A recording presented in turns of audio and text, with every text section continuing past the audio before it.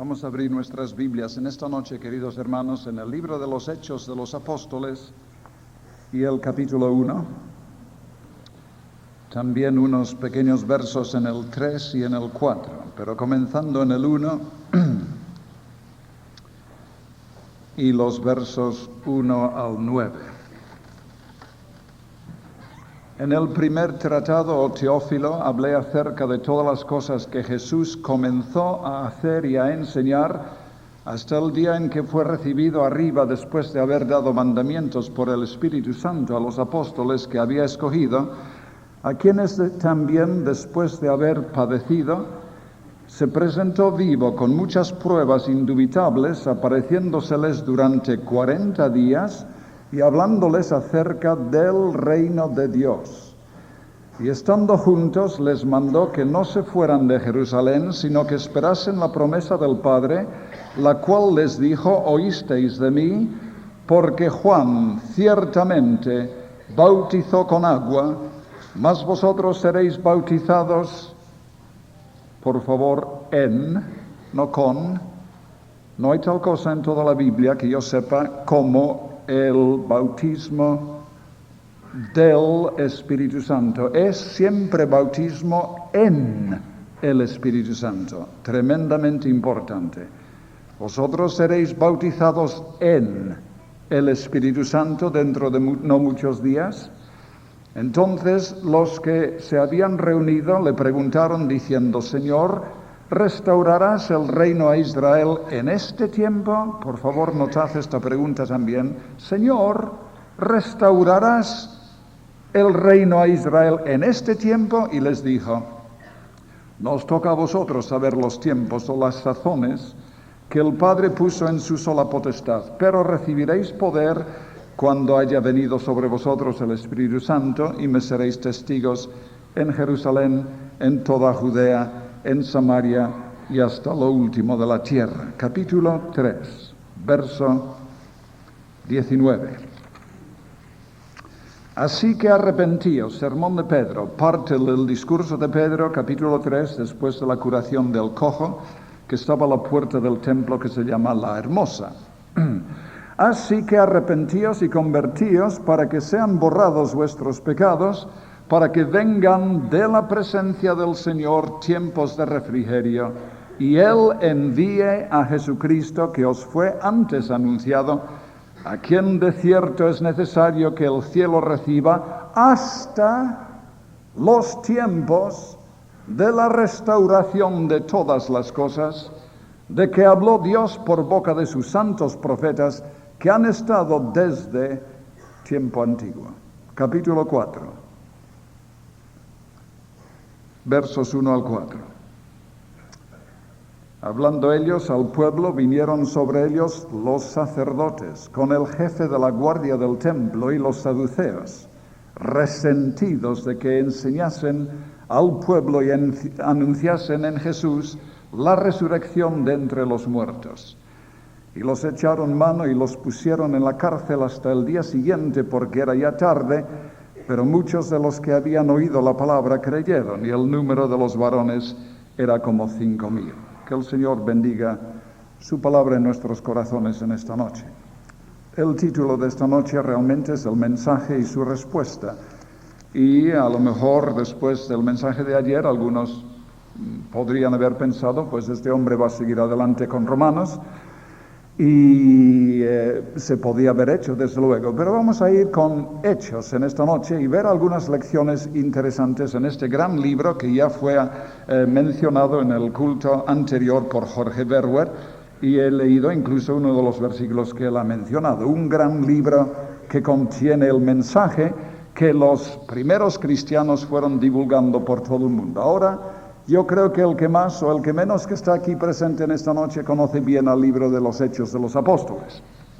Un libro emocionante, un libro que traza el gran avance del cristianismo desde sus pequeños comienzos en una provincia insignificante del gran Imperio Romano, allí en medio del Medio Oriente, contra tremendas oposiciones a través de todos estos capítulos, contra oposiciones religiosas, contra oposiciones políticas, contra oposición filosófica y pagana, contra todo tipo de oposición. La historia del libro de los Hechos es cómo comenzó este gran viaje misionero, por así decir, los creyentes saliendo de su pequeño nido en Jerusalén, extendiéndose por Samaria, extendiéndose hasta Asia, saltando hasta Europa y llegando hasta el mismo corazón del imperio y triunfando sobre obstáculo contra obstáculo y obstáculo sobre obstáculo. Y un libro que realmente, como algunas personas han dicho, y cierta razón tienen, un libro que realmente no se ha terminado de escribir hasta el día de hoy. Gloria a Dios por las cosas que estábamos escuchando antes, de lo que Dios todavía está haciendo. Y las páginas que todavía se están escribiendo, porque como alguien dijo, no es realmente el libro de los Hechos de los Apóstoles, sino el libro del Espíritu Santo. Entonces, por medio de los apóstoles, hoy nos toca a nosotros. Queridos hermanos, ¿qué clase de página estás escribiendo tú? ¿Y qué clase de página estoy escribiendo yo? Un día el gran libro de los Hechos de los Apóstoles, mejor dicho, de los Hechos del Espíritu Santo, se van a abrir. Es hermoso leer de Pablo y Pedro y los demás. A ver dónde va a aparecer mi nombre y tu nombre. Porque un día este gran libro se va a leer en los cielos delante de los ángeles de Dios y delante de la gran historia de este mundo. A ver dónde nos vamos a colocar, que Dios nos ayude. Estamos aquí de paso, queridos hermanos, la vida es corta, somos seres de la eternidad, aquí estamos 4 días, y 4 días no son mucha cosa, ¿y qué va a ser de nosotros? Ahora el libro fue escrito, como podéis ver, o como, en fin, a lo mejor no lo sabéis, pero sí que lo sabréis. Un libro escrito por Lucas, el segundo libro de la Biblia que escribió Lucas. Lucas escribió Lucas, eso lo sabe cualquiera, y Lucas escribió los Hechos de los Apóstoles. Y Lucas escribió ambos libros a un caballero, a un hombre llamado Teófilo. Como podéis ver aquí en el capítulo 1, en el primer tratado, o Teófilo, si queréis dar tratados por allí, pues un buen tratado es el libro de Lucas, por supuesto, porque la Biblia misma lo llama un tratado. Y evidentemente Teófilo era un hombre inteligente y culto. Y es evidente también que una de las preocupaciones que tuvo Lucas al escribir este libro es para explicarle a un hombre inteligente y culto de sus tiempos las razones por las cuales tenía que haber ahora en este mundo otra nueva religión. Si hay miles de religiones en el mundo, bueno, los hay hoy, pero es que los había en los tiempos de Lucas y en los tiempos de Teófilo. Y a un hombre inteligente, ahora que comienza, que surge del Medio Oriente y del medio del judaísmo, y se va extendiendo por Asia Menor y por Europa, y llegando a Roma, una nueva religión, vaya tela, encima de todas las religiones que tenemos, y ahora vienen con otra religión, ¿y por qué? ¿Y qué justificación hay para otra religión? Y una de las preocupaciones, vuelvo a decir entonces, del escritor es para convencerle y para justificar delante de un hombre inteligente las razones por qué tiene que haber otra nueva religión, el cristianismo, hablo del cristianismo.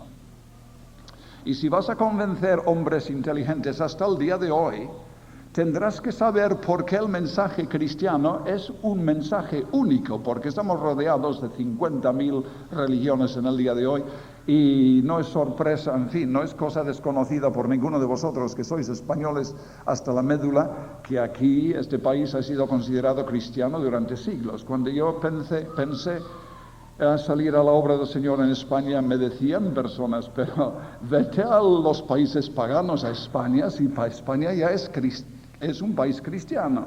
España ya tiene su religión.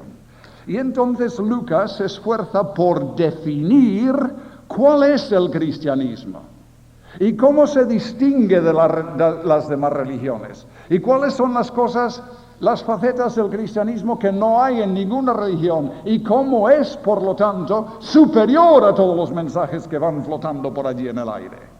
Un mensaje muy necesario para nosotros en el día de hoy, queridos amigos, porque vivimos en un mundo muy similar. Abundan religiones por todos los sitios. Y como dije antes, este país que pensamos evangelizar, que el reto de estas conferencias es evangelizar a España, eso ha sido durante siglos cristiano. Y en cuántas ocasiones nos vamos a encontrar con personas diciendo, oiga, yo ya soy cristiano, gracias. Cuando íbamos por los pueblos con la palabra de Dios, no, yo ya soy cristiano, ya soy religioso, yo ya soy de la iglesia, y mis padres también, y mis abuelos también. Y lo que era bueno para ellos es bueno para mí. ¿Por qué voy a cambiar? ¿Y por qué? Dígame usted, ¿por qué tengo que cambiar de mi religión, que es cristiana, para aceptar a la suya, que dice que es cristiana? Y entonces no solamente esto, como si esto fuera poco, en el día de hoy afloran y abundan y proliferan en España pues 50.000 religiones de otro tipo. Ya que tenemos libertad, pues tenemos todas las cosas que vienen con la libertad.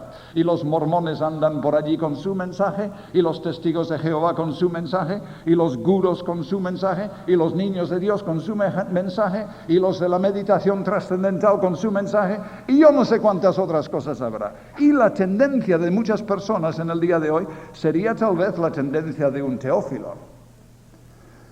Pues sabe lo que digo, que vayan todos a hacer gárgaras, porque estamos hartos de tantas religiones. Que vaya usted al Quinto Pino, y a lo mejor en el Quinto Pino es un buen sitio para hacer gárgaras con los demás. O algunos en el día de hoy, y esto es una tendencia, y esto no es fin, os podéis reír, pero en medio de las risas yo sé que hay solemnidad también. Pero la tendencia de muchas personas en el día de hoy no es de decir, bueno, váyase usted a hacer gárgaras y al Quinto Pino, sino decir, bueno, al fin de cuentas, ¿sabe lo que digo? Si todos tienen algo de la verdad, si la cosa es ser sincero, la cuestión es creerlo. Y hasta la Iglesia Católica en el día de hoy, por lo menos dentro de la Iglesia Católica, porque están pasando muchas cosas muy raras dentro de la Iglesia Católica, surge la idea hoy en el protestantismo, en la Iglesia Católica también, lo que llaman sincretismo, la idea de que todos tenemos algo de la verdad. Por lo tanto, no es necesario que yo salga de mi iglesia o de mi religión. Usted es sincero en lo suyo, muy bien, amén. Y yo soy sincero en lo mío. Y hasta dicen en el día de hoy, y hasta católicos lo dicen, cosas raras que estamos viendo en nuestros tiempos. Esto yo nunca lo hubiera imaginado ni soñado. Que un hindú también puede ser salvo, aunque haya oído hablar de Jesús y le haya rechazado, con tal de ser sincero en su fe, en el hinduismo, él también podrá llegar un día al cielo. Y es de muy mal gusto en el día de hoy, en algunos círculos religiosos, el intentar decir que el cristianismo bíblico evangélico es algo singular, diferente y distinto a todo lo demás. Pero nosotros tenemos que saber por qué y cómo. ¿Cómo vamos a justificar a la gente que nuestro mensaje es el mensaje? Que dejen lo suyo y que salgan a lo nuestro y que abracen a lo nuestro.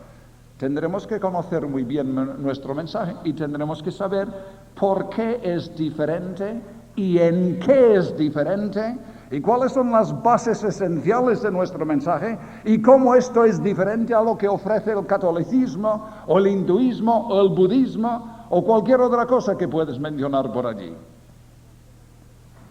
Solamente lo podremos justificar si realmente sabemos cuál es nuestro mensaje y que nuestro mensaje tiene una respuesta para el dilema humano que estábamos mencionando ayer, que ninguna otra religión o filosofía o política tiene en este mundo. Y Lucas, en los Hechos, nos enseña que este mensaje nuestro es exactamente eso, un mensaje diferente. ¿Y cuáles son entonces las características sobresalientes de nuestro mensaje?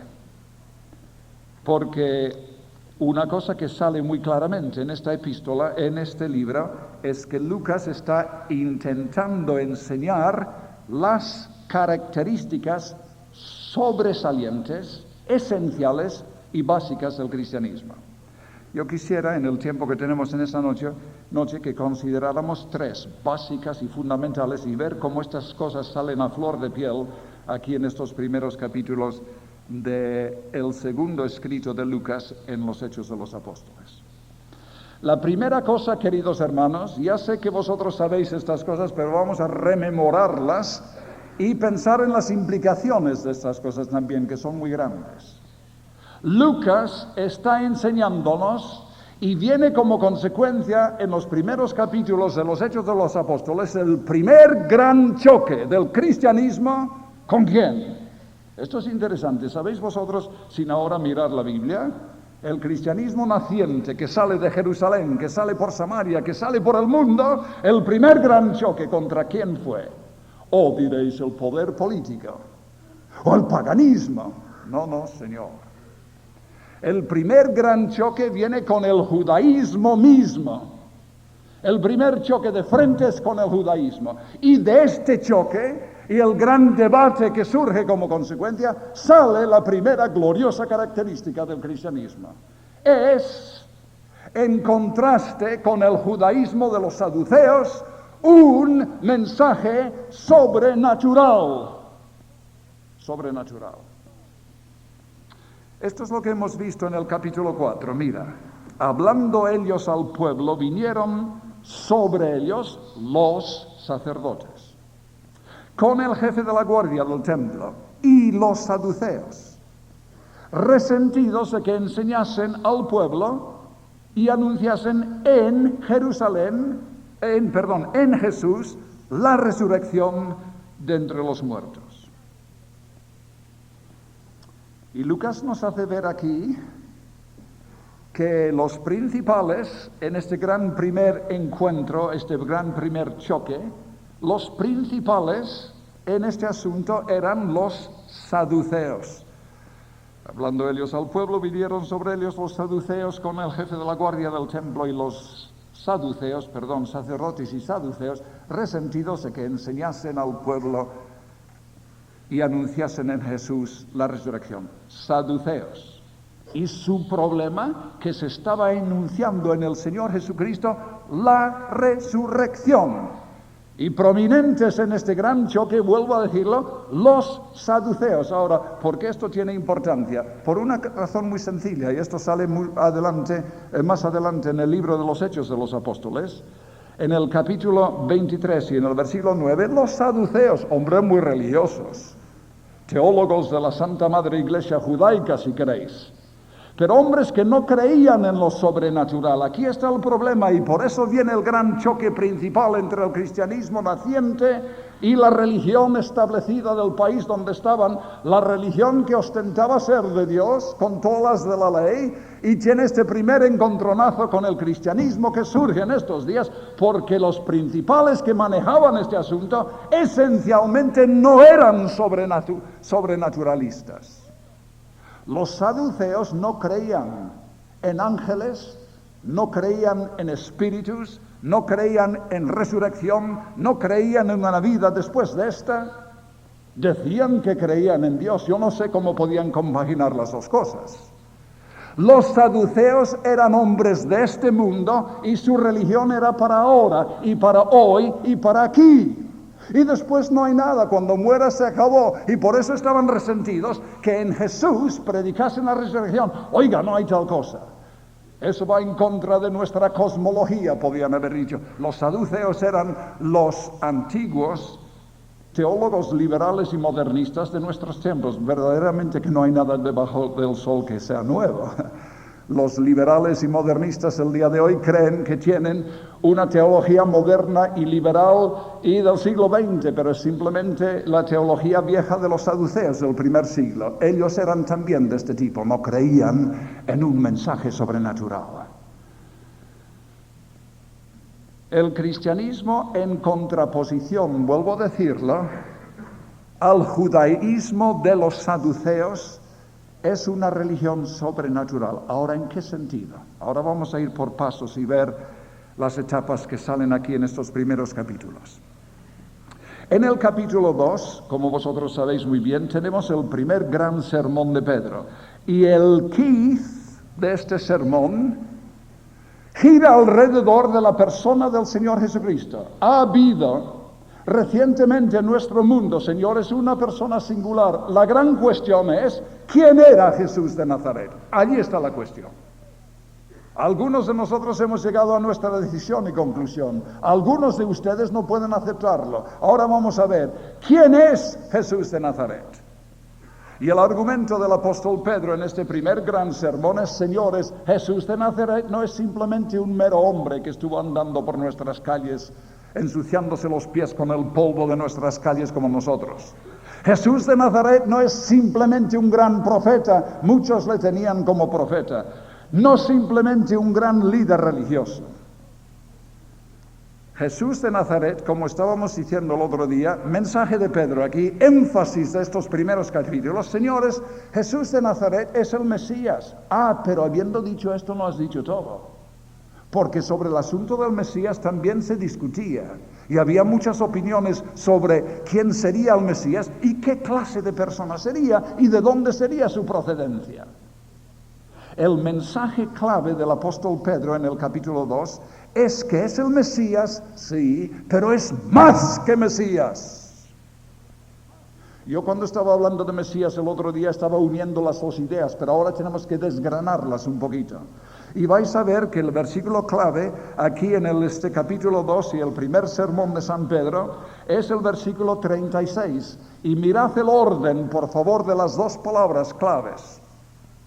Sepa pues ciertísimamente, conclusión del gran sermón de Pedro en esta ocasión, sepa pues ciertísimamente toda la casa de Israel, que a este Jesús, a quien vosotros crucificasteis, Dios le ha hecho Señor y Cristo. Ahora, Cristo significa Mesías, dos cosas, pero pone Mesías en segundo lugar. Lo que viene en primer lugar es la palabra Señor. Y es una palabra que en el Antiguo Testamento solamente se emplea con referencia a Dios mismo, el soberano Jehová, eternal Dios mismo. Lo que yo quiero que sepáis, queridos amigos, aunque os parezca extraño, aquí en medio del judaísmo, donde hemos sido nacidos y criados en esta opinión esencial de nuestra religión, que hay un solo soberano, trascendente Dios detrás de este universo, y que todos los dioses y todos los hijos de dioses que andan por aquí en el paganismo es falso, y ha surgido en medio de nosotros un hombre que parecía muy sencillo como nosotros, de Galilea, con deje de Galilea, y no es ni más ni menos que Mesías, sí, pero por encima de Mesías, Señor y Cristo. La identidad de Jesús de Nazaret. ¿Y esto qué quiere decir? Pues lo que vosotros sabéis muy bien, pero vamos a puntualizar estas cosas. Quiere decir que había andado por en medio de ellos el soberano creador de este universo, si podéis imaginarlo. Yo no sé, no tengo, yo digo como nuestro querido hermano que hablaba antes, y aunque tal vez, en fin, tengo más costumbre al español que él, ni siquiera en el inglés, como dice él, nunca sé cómo decir estas cosas. Porque parece que las palabras humanas no son suficientes. ¿Y cómo puedo convencerme a mí mismo, y ni mucho menos a vosotros mismos? Pero os dais cuenta de lo que supone esto. Que el creador de estos inmensos cielos nos ha visitado. Pisó por nuestras calles y aldeas. Y le cogieron y le escupieron en la cara. ¿A quién? Jehová, Señor. Y le clavaron una cruz. Y después, la tremenda acusación. ¿Os dais cuenta a quién habéis asesinado? Imaginaros cómo sería ese mensaje en pleno judaísmo en la ciudad de Jerusalén, siendo acusados de haber asesinado a su mismo creador. Y Señor, con toda la grandeza y toda la amplitud de ese concepto en los términos del Antiguo Testamento, Señor, en el sentido, por favor, absoluto de la palabra. Pero Dios le ha resucitado, ha ascendido al cielo. ¿Dónde está ahora? Sentado a la diestra de la majestad en las alturas. Vaya, ¿y ahora qué va a pasar? Esperando hasta que sus enemigos sean puestos por estrado de sus pies, y volverá. No lo creemos, no importa. Hay mucha gente en el día de hoy que creen que si no se cree una cosa, y si no se cree con suficiente intensidad, y si puedes coger a otros cuantos millones que tampoco lo creen, pues no va a pasar. Eso es irrisorio, queridos amigos. Tampoco la mayoría de la gente lo creían cuando vino la primera vez. No hizo dos pepinos de diferencia, queridos amigos, vino. No lo creían, pero vino. que el 99% de nuestro mundo no cree en la segunda venida del Señor Jesucristo, una cosa que a mí siempre me sorprendió. Cuando en los días que anduvimos en las campañas de toro con el bibliobús y teníamos delante del bibliobús en la parte de la fachada, Jesús volverá. ¿Cuántas veces nos paraban? Oiga usted, ¿eso qué dice? Yo ya me acostumbraba y les tomaba el pelo un poco. Oiga, ¿usted puede leer? Sí, pues dígame usted lo que dice entonces. Pues dice Jesús volverá, pues eso es. Muy bien, usted sabe leer, un aplauso. Bueno, pero ¿eso qué significa? Señora, eso significa que Jesús volverá. Bueno, ya lo sé, pero ¿eso qué indica? Pues indica que Jesús volverá. ¿Pero eso qué quiere decir? ¿Qué quiere decir que Jesús volverá? Pero usted no me querrá decir que usted cree que Jesús va a volver. Pues precisamente lo que he estado intentando decirle durante 10 minutos. Y usted es católica, sí señor, y de mucho ir a la iglesia diario, y nunca lo sabía, nunca. Qué lástima de nuestro país religioso y cristiano, ¿verdad? Y el versículo clave, o uno de los versículos importantes y claves también que el apóstol menciona, está en el versículo 34, que viene anteriormente. Tratando de probar con su misma Biblia que eran hombres religiosos, y por lo tanto cuando tú estás hablando con personas que realmente son religiosas, por lo menos puedes usar la base de la palabra de Dios. Si son gente atea, comunista, totalmente desligadas de religión, tendrás que usar otra táctica, pero aquí con la Biblia. Oiga, ¿usted es religioso? ¿Usted cree en la Biblia que es inspirada la palabra de Dios? Sí, señor. Pues vamos a ver lo que dice la Biblia. Y así con el pueblo judío. Salmo 110, uno de los más importantes salmos del libro de los Salmos. Porque David no subió a los cielos, pero él mismo dijo, el Señor Jehová, a mí Señor, la misma palabra, Señor en el sentido absoluto en ambos casos. Siéntate a mi diestra hasta que ponga a tus enemigos por estrado de tus pies. Versículo que emplea el apóstol Pedro aquí para probar dos cosas. En primer lugar, habla de la ascensión del Mesías al cielo y en segundo lugar, prueba de que Jesús es el Señor.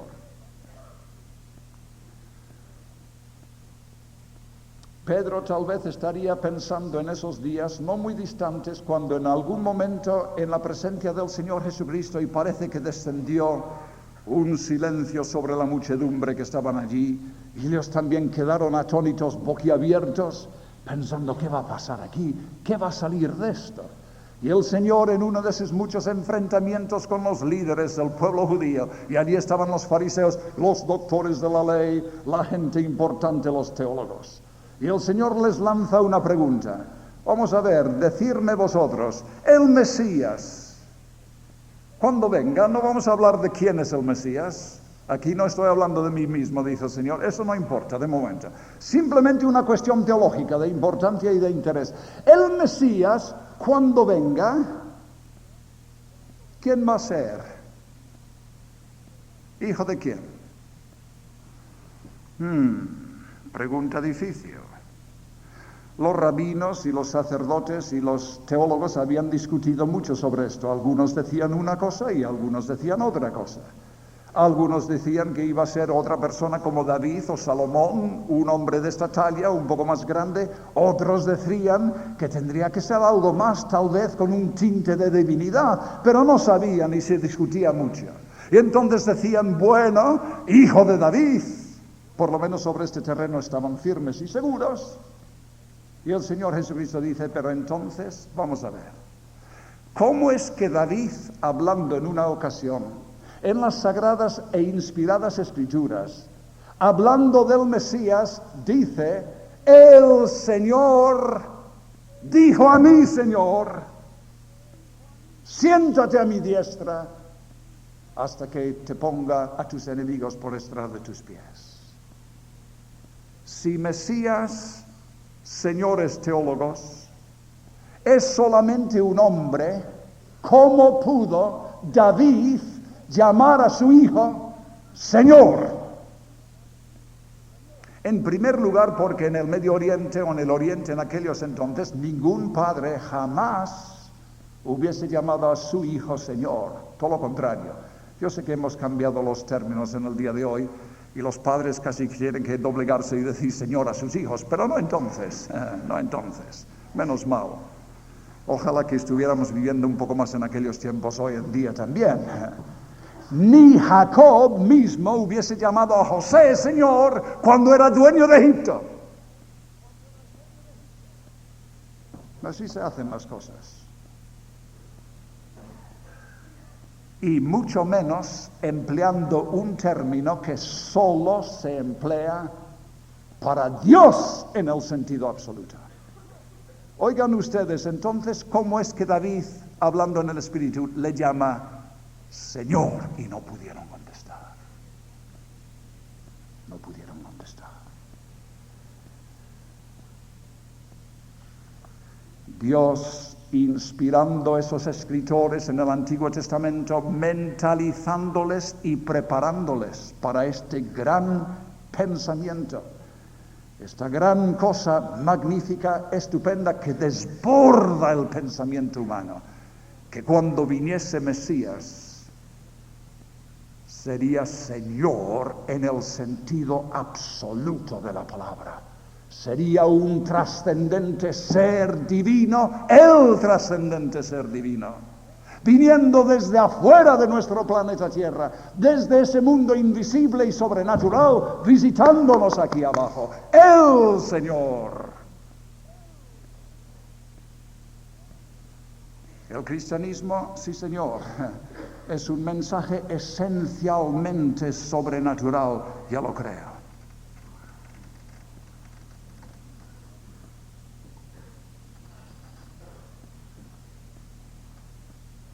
Y este mismo salmo habla de su ascensión, ¿sabéis cómo? Primera parte. Dijo el Señor a mi Señor, Dios en el sentido absoluto, a otra persona que se llama Dios en el sentido absoluto, siéntate a mi diestra, hasta que Dios invitándole a alguien a sentarse a su diestra. Luego, ese puesto había estado vacante. ¿Por qué? Porque ese ser divino había bajado a nuestro planeta Tierra. Y ahora vuelve la ascensión del Señor Jesucristo. Y la invitación de Dios a sentarse a su diestra.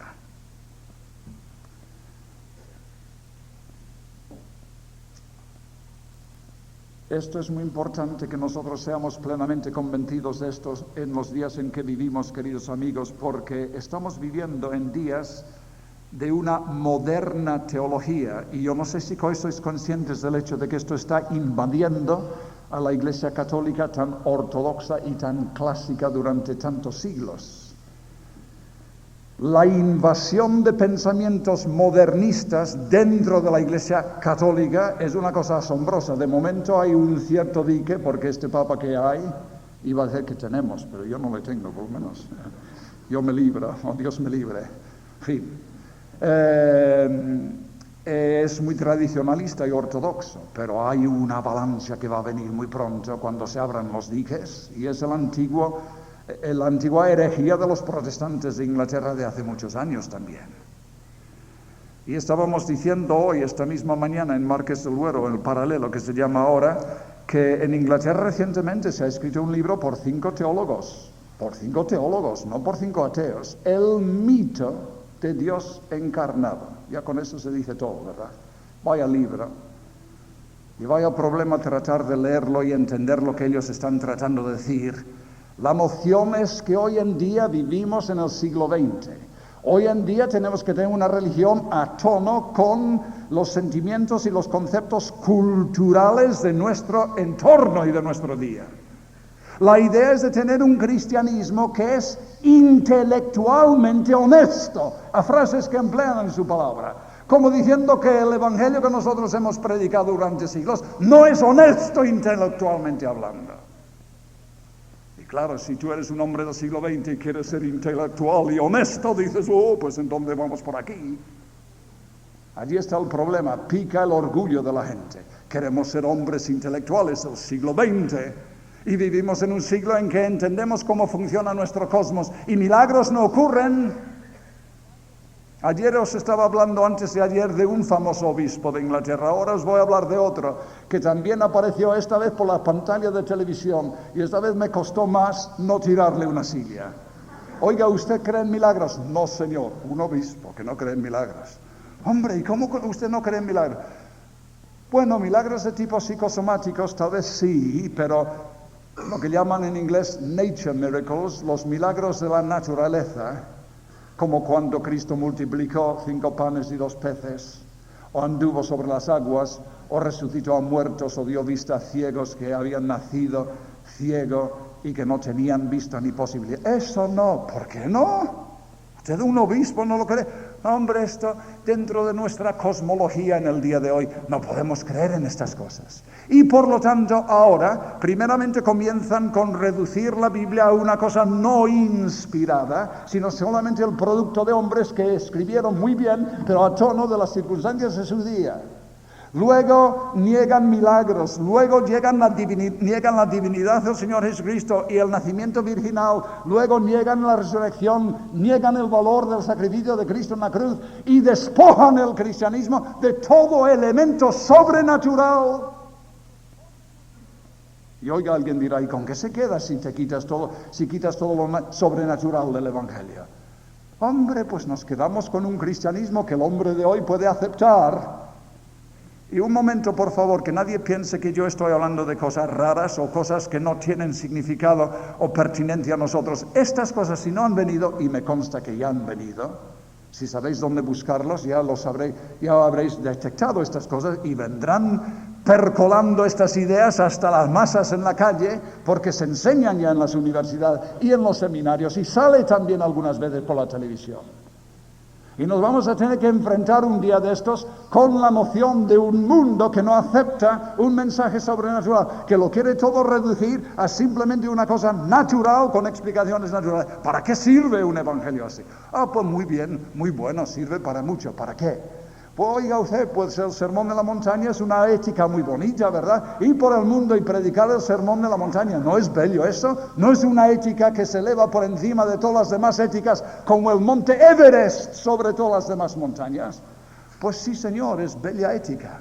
Pues vete a predicar el cristianismo del sermón de la montaña. No vale, ¿por qué no?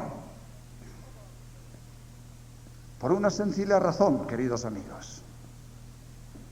Y por dos, pero primeramente la más importante. Sermón de la montaña me dice cómo yo debería de vivir, y me lo dice con más énfasis que la misma ley de Dios, y Dios solo sabe que era imposible guardar la ley de Dios, cuanto más el sermón de la montaña. El sermón de la montaña me dice cómo debo de vivir, una ética, una moralidad, unas leyes elevadísimas. Oiga, pero ya hay muchas filosofías y muchas religiones. A fin de cuentas, si las religiones tienen algo en común en el día de hoy, todos más o menos de alguna manera u otra dicen que tenemos que ser buenos y vivir bien y amarnos y poner paz en este mundo destrozado. Y el sermón de la montaña me lo dice también, pero con más énfasis y con más fuerza y con más dificultad. Pero el problema mío, querido amigo, y el problema de la gente de la calle, es que lo sabemos ya. Tenemos una conciencia que nos dice cómo deberíamos de vivir y vemos que fracasamos continuamente. Tenemos buenas leyes en el país que más o menos tratan de encauzarnos y decirnos cómo debemos de vivir. Tenemos religiones y filosofías que nos lo dicen, pero el problema es que no hay poder para vivirlo. No encuentro en mí poder para vivirlo. Oiga, viene simplemente con otro mensaje diciéndome que hay que ser bueno y hay que rezar mucho y hay que levantarse, como decimos en inglés, por los cordones de nuestros zapatos a ver si nos levantamos. Imposible. No hay otro mensaje. ¿No tiene usted algo más? ¿Cuál es la característica básica del cristianismo, querido amigo? Es un mensaje sobrenatural de cabo a rabo. Esperar en Jerusalén. La promesa del Padre, este gran acontecimiento tan importante que estaba ya impreso, por así decir, en las grandes fiestas del pueblo de Israel en el Antiguo Testamento. Esperar todavía, habían pasado 40 días, tenían que pasar 10 días más. ¿Para qué? Uno de los más grandes acontecimientos de la historia del mundo, segundo solo, si se puede decir primero y segundo.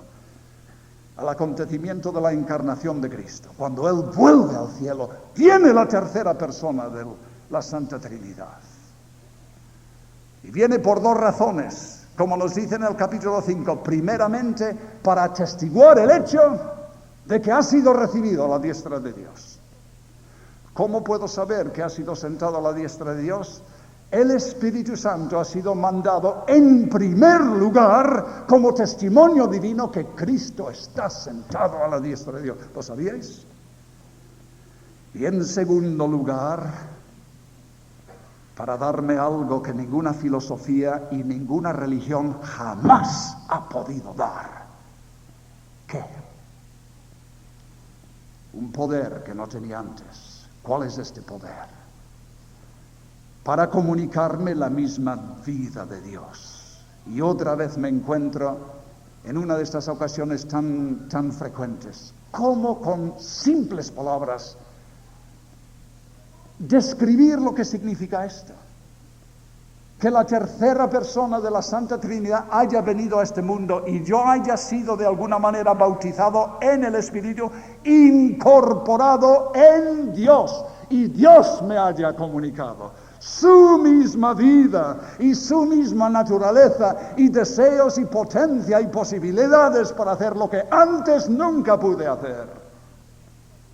Por más que hayan puesto delante de mí los mandamientos, o el sermón de la montaña, o la filosofía esta o la otra. Muy bien a todo, pero ¿dónde hay el poder para vivirlo? El poder del cristianismo y el primer distintivo del cristianismo es que es un mensaje sobrenatural. El hombre elevado de sí mismo, incorporado en Dios, para poder vivir una vida. Que eso no te lo da ninguna otra religión. Ni siquiera el catolicismo, queridos amigos. A mí me está costando algunas veces en Inglaterra convencer a la gente, porque pasan cosas muy raras en el día de hoy, convencer a la gente en Inglaterra algunas veces que el catolicismo no es cristiano. Porque en Inglaterra el catolicismo es un poco diferente que aquí en España, aunque, en fin, para mí es cuestión de que te conozco, bacalao, aunque vengas disfrazado, pero en fin, para muchos en Inglaterra parece que no. Y entonces cuando tengo que dar reportajes misioneros allí, tengo que buscar y rebuscar ideas y cosas para tratar de hacerles ver lo que hay aquí en España. Y no hace mucho tiempo estaba en Alba de Tormes. ¿Sabéis dónde está Alba de Tormes? Pues cerca de Salamanca.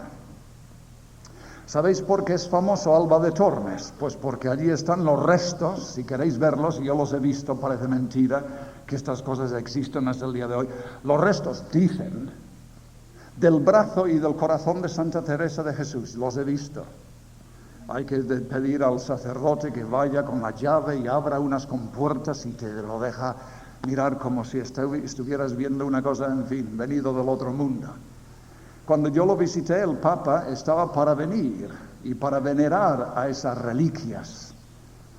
Y antes de llegar el Papa, creo que llegó allí el falso Papa de Clemente, ¿cómo se llama? Clemente del otro sitio del sur de España, de Palmar de Troya, y armó un alboroto allí que casi le linchan. Y nosotros llegamos allí poco después de esos días. Era muy interesante escuchar lo que decía el sacerdote. Pero oiga, cuando yo fui, era el 400 aniversario de la muerte de Santa Teresa de Jesús. Indulgencias. Venta de indulgencias, queridos amigos. España, 1983. Fui dentro de donde los estaban vendiendo y dije a la señorita, oiga, eso, perdone que yo soy extranjero, no entiendo nada de nada. Este país es muy bello, explíqueme usted, por favor, qué son indulgencias. Usted lo sabrá porque es católica. Se echó una sonrisa y dijo, espere que voy a llamar a alguien. Y vino el señor y dije, oiga, ¿qué son indulgencias? Esto que se vende aquí, a ver, explíqueme, yo soy un pobre extranjero. ¿Qué son indulgencias?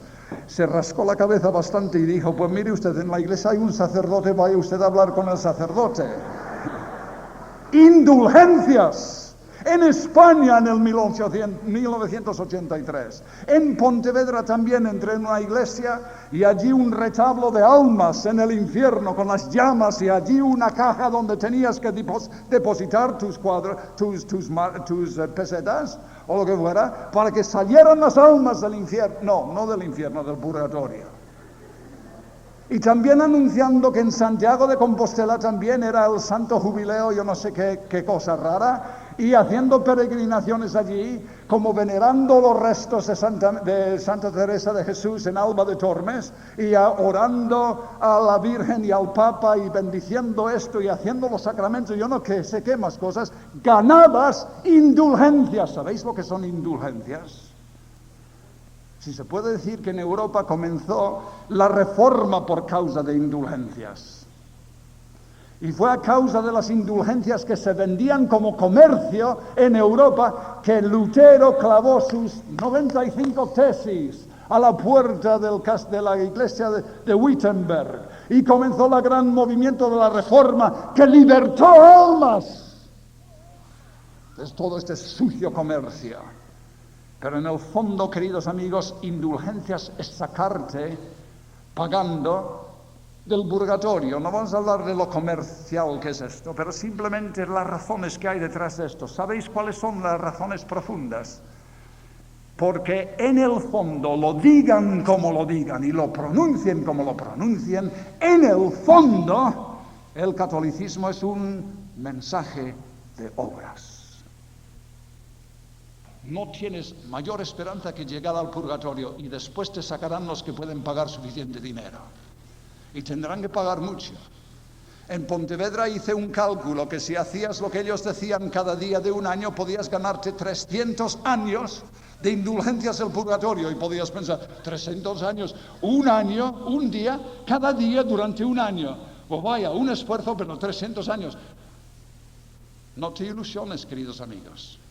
En los tiempos de Lutero, con todas las reliquias que tenían en Wittenberg, tenían indulgencias para algo como 1.245.321 días y aún eso no era suficiente.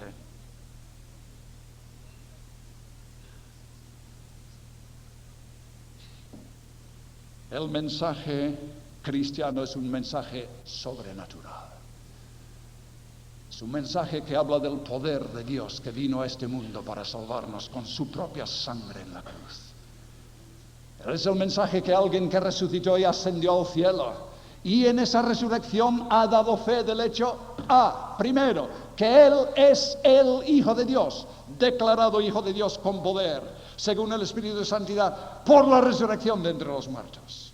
Ha dado fe, por lo tanto, que sí que hay un Dios allí afuera, hay un mundo sobrenatural, que la muerte no es el final, que el hombre sí que es un ser inmortal, esencialmente un espíritu eterno.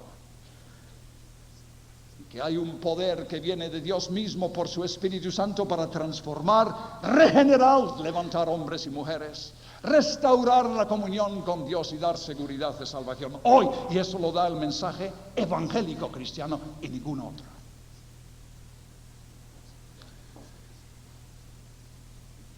Tengo que correr porque hay alguna cosa más que decir.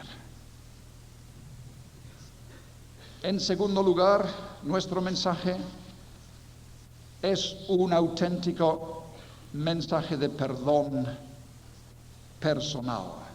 Claro, esto toca un poco lo que ya he dicho, pero una consideración más en Hechos capítulo 4, por favor, o el Hechos capítulo 8.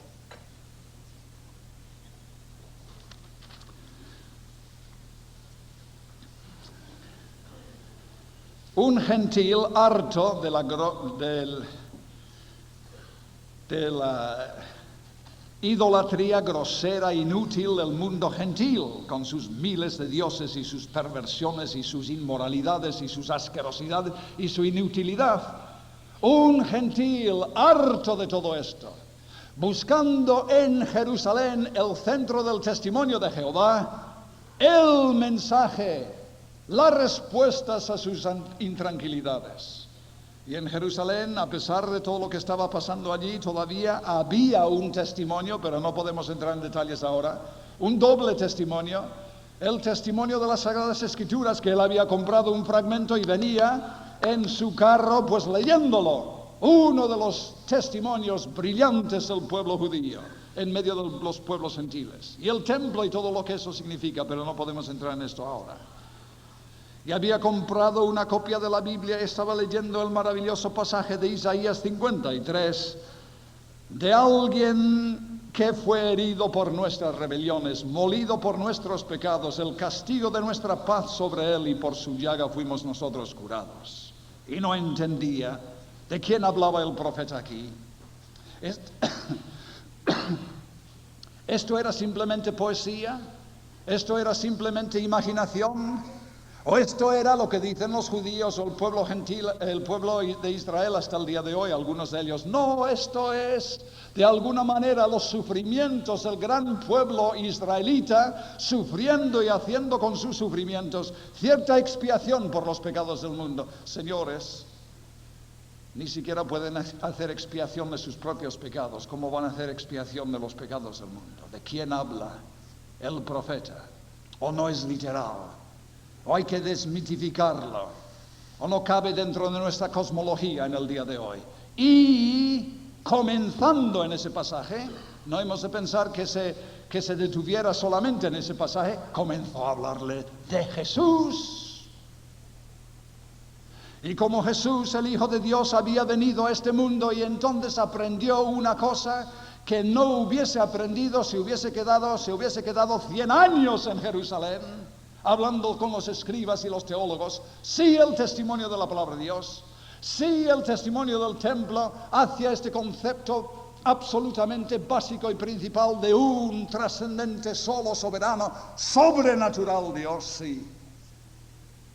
Pero no tenían mucho más que dar. La terrible cuestión de mi pecado, tienen una ley muy bonita, pero en mi culpabilidad. El dilema del hombre de Romanos 1, consciente de que es pecador, consciente que hay un Dios allá afuera, ¿cómo vamos a solucionarlo? Borrarle a Dios en su universo y como consecuencia ir abocados a un mundo terrible y destrozarlo todo. La solución, querido eunuco, que vienes buscando algo. La solución es que Dios mismo ha bajado, y aquí en Jerusalén hace pocos días, clavado entre dos malhechores, el Mesías, el Señor ha muerto. Y Dios cargó en esos momentos cuando los fariseos iban por allí acariciándose la barba y otros escupían en la cara y otros hacían juerga y gala y otros le avergonzaban de otra manera. Y en esos momentos cuando el sol se oscureció y la misma tierra tembló, Jehová cargó en él el pecado de todos nosotros. Y él pagó el precio totalmente. Y Dios ha saldado la cuenta. Y usted puede saber el perdón de sus pecados. Puede saber lo que es paz con Dios, lo que es reconciliación con Dios, lo que es restauración con Dios, lo que es andar con Dios, lo que es forjar una amistad con Dios que comienza aquí y que perdura para una eternidad. Saber con seguridad que usted es del Señor. Y que el Señor ha saldado su cuenta. ¡Qué glorioso mensaje!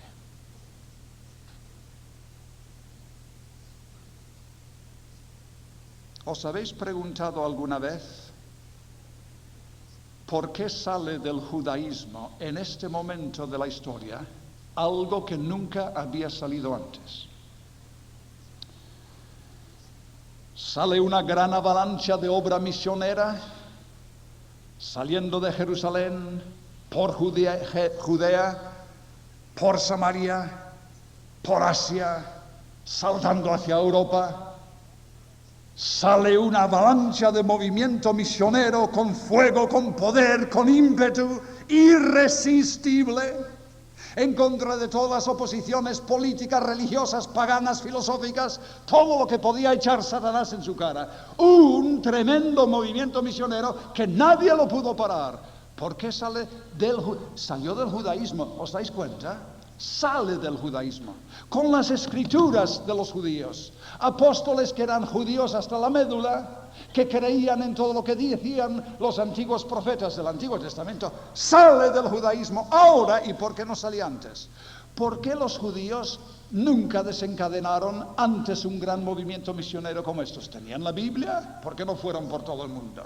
¿Tenían años de solera? Tenían teólogos, tenían sus universidades, tenían sus seminarios, tenían sus bibliotecas, tenían sus sabios, tenían sus teólogos, tenían sus eruditos, tenían sus estudios. ¿Por qué no habían salido antes? Os diré una cosa, queridos hermanos, muy sencilla. No tenían ningún mensaje.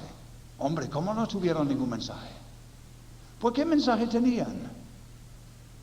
Lo que decíamos antes, casi del sermón de la montaña. La ley. Mira, tú vete a ver si tú encuentras lo que decía Jorge Verwer antes, de eso que llamaba a ver si tú encuentras para ir por las calles diciendo a la gente que observen los 10 mandamientos, a ver si eso hace misioneros de alguien. Y los judíos nunca se habían encontrado con fuerzas ni con ánimos para hacer tal cosa porque no tenían un mensaje. Su mensaje simplemente era de condenación, de cargar más la conciencia de la gente con este concepto de Dios y una ley que ellos habían quebrantado y ofrecer ninguna solución. Pero ahora, por primera vez en la historia, habiéndose cumplido lo que se cumplió en Jerusalén pocos días antes, hay un mensaje de perdón, de reconciliación, de seguridad, de saber que hoy comienza una amistad con Dios, que porque comienza hoy ya tiene el sello de eternidad.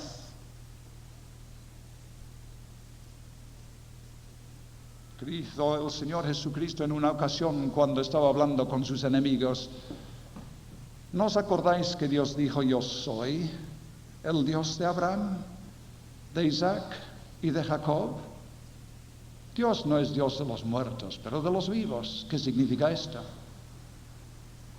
Dios no forja una amistad con un hombre para tirarle después en la basura, queridos amigos. Dios no es como somos nosotros cuando somos pequeños y nos dan un muñeco o algo así y muy bien, pero cuando le falta un brazo y una pierna y media cabeza, pues lo tiramos a la basura. Dios no hace eso. El Dios que comienza una amistad ahora con un hombre o con una mujer en este mundo, en este momento, en este viaje por la tierra, es una amistad que es eternal, como Dios es eternal. ¿Es presunción decir que sabemos que vamos a ir al cielo? No, Señor. Es presunción decir que un hombre no lo puede saber, porque Dios lo garantiza, y su nombre y su carácter va en eso. Fijaos qué mensaje hay. El segundo distintivo del Evangelio. Y ahora el tercero, y muy rápidamente, en 5 minutos. Y esto también es muy importante. Yo creo que deberíamos de tenerlo muy delante de nosotros en nuestros tiempos. El tercer distintivo del mensaje del Evangelio es que es un mensaje integral. Y por favor, no estoy pensando en pan integral ni nada de esas cosas raras que venden por allí, que serán raras, pero son buenas también. Pero en este sentido, muy a menudo nos dicen, y nos dice la gente que lucha mucho en las filas políticas por allí: oiga, ustedes muy bien, pero un poco eso del opio del pueblo sí que es verdad, porque ustedes tienen un mensaje que está bien para el hombre y su alma, si es que le tiene, y para el porvenir, si es que le hay, pero su mensaje es para esto, cosas efímeras, cosas ambiguas, cosas metafísicas. Ustedes no tienen un mensaje que tiene nada de relevante o tiene nada que ver con nuestro mundo actual y los problemas de nuestro mundo actual. Con el problema del hambre, con el problema de la injusticia, con todos los problemas sociales y políticos que tenemos aquí abajo. Márchense ustedes con su religión y nosotros nos preocuparemos de organizar este mundo, porque ustedes tienen un mensaje para el mundo venidero, pero nada para este mundo, no, Señor. Y si no tenemos respuesta para esto, pues entonces no sé cómo nos vamos a apañar. El mensaje cristiano de los primeros apóstoles era un mensaje integral, una predicación integral que tenía 2 vertientes. El Evangelio soluciona el problema del individuo. El Evangelio restaura comunión con Dios. El Evangelio perdona pecados. El Evangelio infunde la misma vida y naturaleza de Dios en los hombres. El Evangelio restaura a nivel personal y un día, escuchad, los tiempos de la restauración de todas las cosas que Dios había anunciado antes por sus santos profetas desde el fundamento del mundo. Yo os digo la verdad, queridos amigos, y una de las razones por que yo nunca he luchado en las filas de ningún partido político y nunca me he preocupado de estas cosas, porque he estado convencido, y cada vez más, y hoy más que nunca en la vida, que nosotros tenemos el programa político más bonito de este mundo y de la historia. Hasta aquí, en algún servicio, en la taza de un váter por allí, hay un sticker que dice vota AP. Pues que se quede en el váter. Yo tengo un mejor programa. Yo tengo un mejor programa, queridos amigos. Un mejor programa. Señor, dicen los apóstoles en ese momento crucial, ¿restaurarás en estos tiempos el reino a Israel? Notad la pregunta. ¿No están diciendo, Señor, restaurarás el reino? ¿O estamos equivocados? Ellos sabían que el Señor iba a restaurar el reino, no tenían ninguna duda. La cuestión era el tiempo. ¿Cuándo va a ser? No si va a ser, sino cuándo va a ser. ¿Restaurarás en este tiempo el reino a Israel? Y algunos dicen, incluso algunos evangélicos, pobrecitos, no sé por qué, vaya tela, qué estúpidos, todavía con estos conceptos anticuados, con estas nociones de un judaísmo carnal, todavía con estas ideas de la restauración literal del reino a Israel en el concepto de los profetas del Antiguo Testamento. Sí, Señor, ellos sí que lo creían. Hombre, tenían que haberse preocupado de la evangelización de los judíos y del mundo. Sí, Señor, y es por eso que lo preguntan también. Vete a evangelizar a los judíos en el día de hoy si quieres y puedes. Y no solamente ellos, muchos liberales, protestantes y católicos liberales en el día de hoy emplean el mismo argumento. Oiga, ¿Jesús es el Mesías? Sí, Señor. ¿Dónde está su reino? No puedes tener un Mesías sin reino. Yo tengo un buen amigo que es catedrático en la Universidad de Belfast, Queen's University, y nos contó en una ocasión como él tenía, cuando estaba en Cambridge, un amigo que era judío, chico muy listo, estudiando religión. Sus padres, los dos, eliminados en las cámaras de gas de Hitler. Mi amigo tratando de evangelizarle. No vale, David, decía él, no me puedes convencer que Jesús es el Mesías. ¿Cómo puede ser el Mesías? Si una de las características fundamentales del Mesías cuando venga es que va a eliminar la injusticia de este mundo. Vete a evangelizar a este hombre que hoy en día es uno de los principales rabinos de Londres, cuyos padres murieron en las cámaras de gas. Jesús el Mesías, pues vaya eliminación de mal que ha hecho en este mundo. Vete a hacer gárgaras. ¿Qué respuesta tendrías tú para un hombre así? ¿Era porque los discípulos habían llegado a creer que Cristo era el Mesías? Habían tambaleado, especialmente cuando murió en la cruz del Calvario, y dijeron, todo nuestro gozo en un pozo. Estamos equivocados, pero después resucita y nacen de nuevo sus esperanzas. Y ahora sí que están seguros que es el Mesías.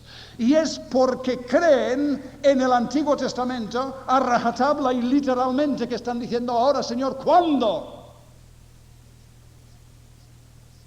Y el Señor dice, ¿qué es lo que dice? Tontos, todavía pensando en esas cosas. Todavía creyendo que va a haber un cumplimiento literal de estas cosas. No, Señor, el Señor no contesta esto. El Señor simplemente dice, no es para vosotros saber el calendario. Mientras tanto, ir y predicar el Evangelio. Y es porque estaban preocupados de la predicación del Evangelio y cómo evangelizar. Y la auténtica situación de este mundo, que esta cuestión es una cuestión clave para nosotros en el día de hoy. Ir a Jerusalén, predicar el Evangelio, esperar la venida del Espíritu Santo y predicar al pueblo judío y después al pueblo gentil también la necesidad de arrepentimiento. Y alguien dirá, ¿y cómo tiene que ver eso algo con el programa del establecimiento del reino? Pues muy fácil si sabéis algo de vuestro Antiguo Testamento. Y os remito otra vez al libro de Zacarías, y si no lo habéis leído recientemente, leerlo. Porque la restauración de todas las cosas que los santos profetas han dicho desde el principio del mundo depende del arrepentimiento del pueblo de Israel. Y si estás pensando en calendario, no pienses en fechas. El calendario de Dios es un calendario moral y espiritual y está muy relacionado con el pueblo de Israel. Y por lo tanto, al final de la primera sección grande de los Hechos de los Apóstoles es capítulo 1 al capítulo 6, 7. Y es una gran sección de 5 capítulos y pico. Y tiene 2 movimientos, primera parte y segunda parte. Y al final del primer movimiento vienen estas palabras, 3:19. Así que arrepentíos y convertíos para que sean borrados vuestros pecados, para que vengan de la presencia del Señor tiempos de refrigerio y Él envíe a Jesucristo que os fue anunciado antes, a quien de cierto es necesario que el cielo le reciba hasta los tiempos de la restauración de todas las cosas que habló Dios por boca de sus santos profetas, que han sido desde tiempo antiguo. No eran tan estúpidos. La solución de los problemas de este mundo, ya lo sé, que deberían de pesar mucho encima de nosotros. Como estaba diciendo, creo, el otro día, 15 o son 19 millones de niños de menos de 5 años de edad que mueren de hambre cada año. 100.000 personas que hoy, cuando tú estabas comiendo tan bien como se suele comer aquí en España, íbamos a cenar bien por la misericordia de Dios. 100.000 personas hoy que habrán muerto o estarán muriendo en estos mismos momentos con agonía, adultos y niños y jóvenes, por causa del hambre o enfermedades relacionadas con el hambre. Violencia, guerras, injusticia, prisiones, cárceles, asesinatos, crímenes de todo tipo por todo el mundo. ¿Estamos preocupados los creyentes de esto, en esto? ¿Tenemos un mensaje que tiene algo que ver con esto? Sí, Señor, queridos hermanos. Sí, Señor, ya lo creo que sí. Hay un programa para el establecimiento del reino y la primera fase, como estábamos hablando el otro día, la primera pasada de Jesús por este mundo era para morir en la cruz del Calvario, para mandar a su Santo Espíritu, para que la gente se arrepintiese, para que el Señor comenzase a establecer su reino en nuestras vidas y cambiarnos. ¿Nos ha cambiado, oye? ¿Nos ha cambiado? ¿O estamos aquí simplemente para llenar bancos? ¿O es que el pueblo evangélico de Barcelona es diferente en corazón, en actitud, en compasión, en visión, en motivación y en todo al mundo de afuera? ¿O no nos ha cambiado nada el Evangelio? Y esperar mientras tanto que vamos extendiendo el Evangelio, que es la única cosa que cambia hombres y sociedades, aún ahora, un poquito por la gracia de Dios. Esperar y adelantar el día cuando Cristo volverá. Y sabéis que es interesante, la segunda, o sea que el Señor lo contesta de esta manera, pero hay otra parte en la contestación. Y es una contestación visual y dramática delante de sus ojos. Señor, y era una cuestión muy lógica, Señor, ¿puede ser ahora que vas a restaurar el reino? ¿Por qué podrían pensar que iba a ser ahora? Pues considerar, queridos hermanos, lo que había pasado, 40 días. Y os dais cuenta que durante esos 40 días el Señor se había ido y había vuelto varias veces. Se había ido y había vuelto. Vaya, está otra vez el Señor. Y después ya no está. Hombre. Y después otra vez viene. Y después se va. Y otra vez viene. A ver, Él ya nos ha dicho que va a venir con las nubes del cielo, que va a restaurar las cosas que el Antiguo Testamento ha dicho. Él nos ha hablado en términos que nos hace esperar que Daniel 7 se va a cumplir. Y Zacarías también, y los demás grandes profetas del Antiguo Testamento. ¿Cuál de estas venidas puede ser la venida? Señor, ¿es esta la venida? Ya que nos tienes aquí en el Monte de los Olivos, ¿será ahora que lo vas a hacer? Y parte de la contestación es una contestación muda, visual y dramática.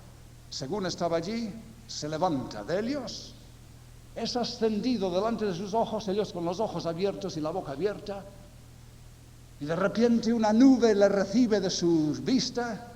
Y la Biblia no nos dice, por favor, para los científicos y teólogos modernistas, la Biblia no intenta decirnos de qué manera Cristo pasó de nuestro mundo a ese mundo sobrenatural. No nos lo dice, una nube le escondió. ¿Por qué entonces sube delante de ellos? Porque los ángeles, después lo explican. ¿Queréis saber cuándo va a ser la restauración del reino y cómo?